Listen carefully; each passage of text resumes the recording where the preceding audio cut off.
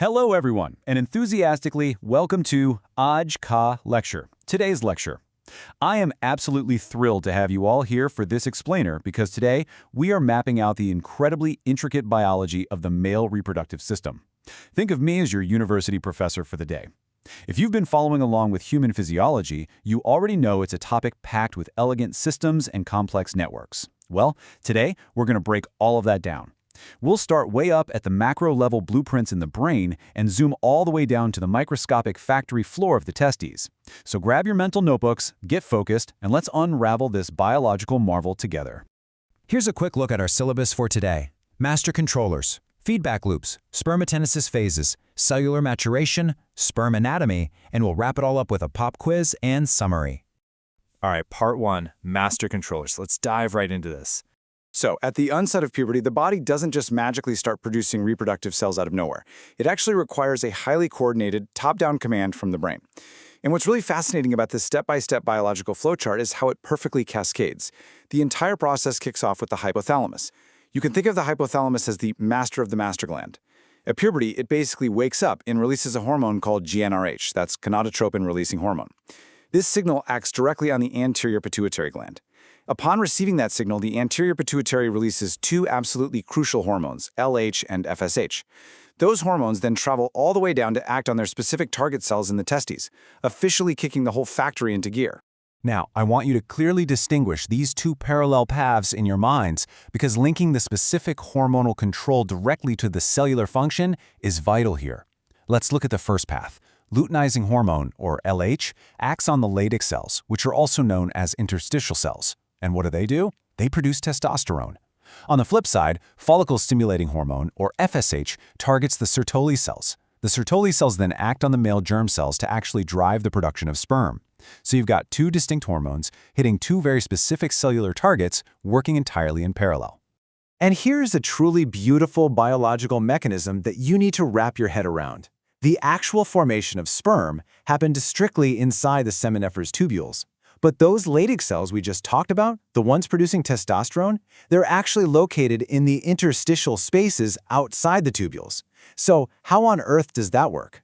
Well, the testosterone produced outside the factory actually diffuses directly inside. Through the simple, elegant magic of diffusion, this testosterone enters the tubule to keep that cellular assembly line moving and drive spermatogenesis.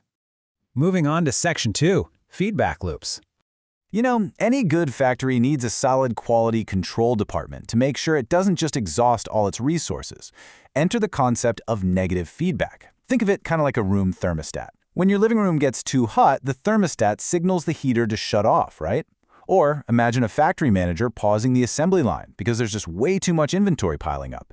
In biology, when there's an excess output of a particular hormone or cell, it sends a signal backward to slow down its own production pathway. This internal balance is exactly how long-term male fertility is maintained over an entire lifetime. So the absolutely crucial point here is that there are dual pathways for this negative feedback. First off, if testosterone production gets a little too high, that excess testosterone travels right back up to the brain and tells both the hypothalamus and the anterior pituitary to calm down, which reduces GnRH and LH. But what if the rate of sperm production itself is too high? That's exactly where our Sertoli cells step up. They release a very specific hormone called inhibin. Inhibin travels to the anterior pituitary and provides a negative feedback signal specifically designed to reduce the secretion of FSH. Less FSH means the rate of sperm production normalizes. It is a stunningly precise regulatory system. All right, section 3, spermatogenesis phases. Let's zoom directly into those seminiferous tubules to take a look at the actual manufacturing happening on the factory floor. The production of these cells, spermatogenesis, happens in very highly ordered chronological steps. First up, we have the multiplication phase, which is all about increasing sheer numbers through mitosis. Next is the growth phase. Interestingly, the cells don't divide at all here, they simply gather nourishment and grow larger in size. And finally, we hit the maturation phase, where the true magic of genetic reduction, meiosis, actually takes place. Let's walk through exactly how the genetics shift on this microscopic assembly line. We start with spermatogonia. These are diploid, meaning they have the full set of chromosomes, which we denote as 2N. They multiply via mitosis. Then they simply grow into primary spermatocytes, so they are still 2N at this point. Now here is where you really need to pay close attention. That primary spermatocyte undergoes the first meiotic division. This is the reductional division. The chromosome number gets literally cut in half, creating secondary spermatocytes, which are now haploid, or just N. Finally, the second meiotic division happens, yielding 4 equal haploid cells called spermatids. Section 4. Cellular maturation. Okay, so we have our spermatids, but they aren't exactly ready for the real world just yet. And this brilliantly illustrates the difference between simply making a raw cell and engineering a highly specialized vehicle. We have a specific term for this structural transformation, spermatogenesis. At this stage, the spermatid is just a round, non-modal cell. To become a highly compact, functional swimming machine, it literally has to shed all of its excess cytoplasm and unnecessary organelles. It completely transforms its shape, condensing down to become a sleek, streamlined spermatozoan. During this entire massive structural transformation, these developing germ cells actually embed their heads directly into the Sertoli cells. Remember earlier when we called Sertoli cells the nurse cells?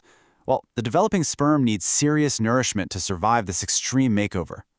Once they've gained all that necessary nourishment and are fully formed, they undergo a process called spermiation. This is the intimate, final detachment of the sperm head from the nurse cell, finally releasing it right into the center of the seminiferous tubule so it can be transported away. Section 5. Sperm anatomy.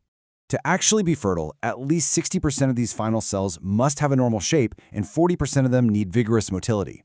Systematically, the fully functional spermatozoon is divided into 4 main structural components. First, you have the head, which contains the acrosome and the genetic nucleus. Then, there's a very short neck containing 2 crucial centrioles. Following that is the middle piece, tightly packed with mitochondria. And finally, the long tail, which features an axial filament designed for exactly one thing, movement. Let's compare the front-end payload with the mid-body engine. The head is all about the mission. The acrosome is actually this cap-like structure formed from compacted Golgi bodies, and it's absolutely loaded with hydrolytic enzymes. Its sole critical job is to dissolve the protective membrane of the egg during fertilization. Right behind it is the nucleus, carrying the all-important genetic material. Now, contrast that with the middle piece. The middle piece is the powerhouse engine room. It contains these spirally arranged mitochondria that provide the massive amounts of energy required for the tail to whip back and forth. Now, here is a truly surprising and just fascinating detail about the neck region. It contains 2 centrioles, proximal and distal. The distal one acts as a basal body to form the axial filament of the tail. Pretty standard. But the proximal centriole, when the sperm fuses with the egg, it doesn't just deliver DNA, it delivers this proximal centriole too. Why? Because the egg actually needs it to form the spindle fibers for the very first cell division, the first cleavage of the brand new zygote. The male cell literally provides the initial spark for the zygote's first physical division. How incredible is that?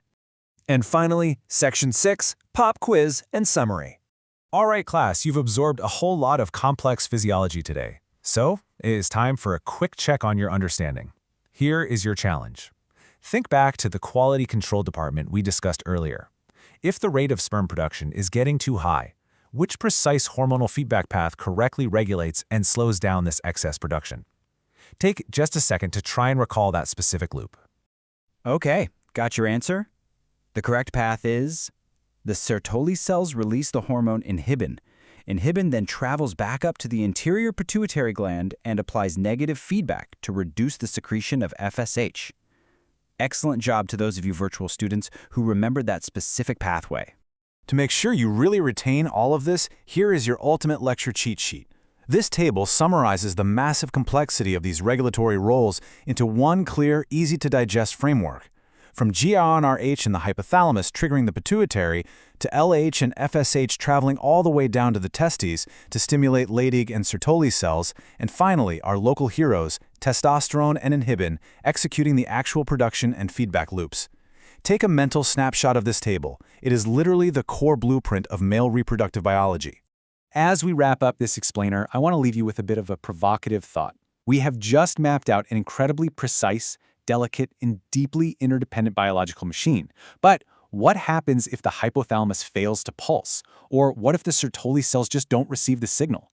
If even one tiny piece of this delicate hormonal machinery falters, how might modern medicine intervene to restore that perfect balance? It's a fascinating question, one that beautifully bridges biology and medical science. Thank you so much for joining my lecture today. Keep exploring, stay intensely curious, and I'll see you in the next explainer.